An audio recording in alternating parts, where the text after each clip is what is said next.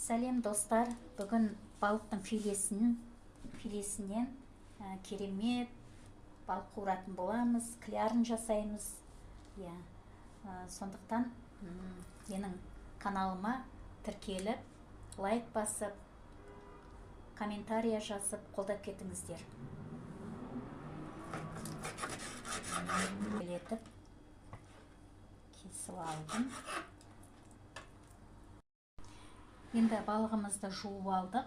Енді тұз сеуіп, кішкене қоя тұрамыз балығымызды тұз сіңгенше.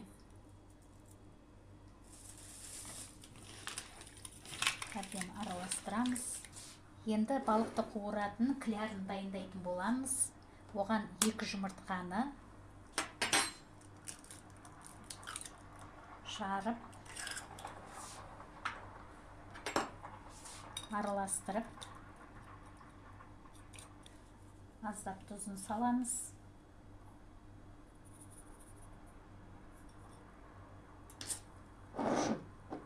Бұрыш саламыз аздап. Әбден араластырамыз. Сосын 2 қасық майонез саламыз.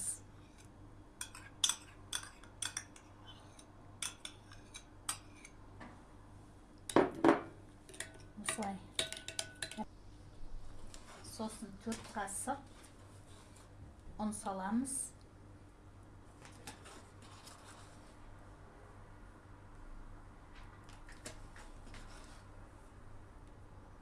Ас қасықпен саламыз. 4 қасық. Әбден араластырамыз барлығын. Сұйықтау. Клярымыз дайын болып қалды. Енді табамызға майымызды құйып қыздыра береміз. Енді осыға манағы клярымызды құйып, әбден араластырамыз.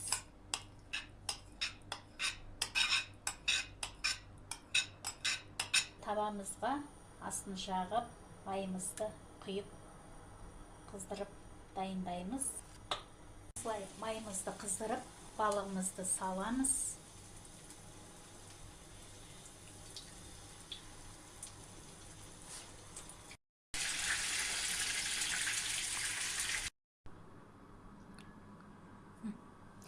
Міне балықтарымыз да пісіп қалды. Өте керемет, жұмсақ болып пісті.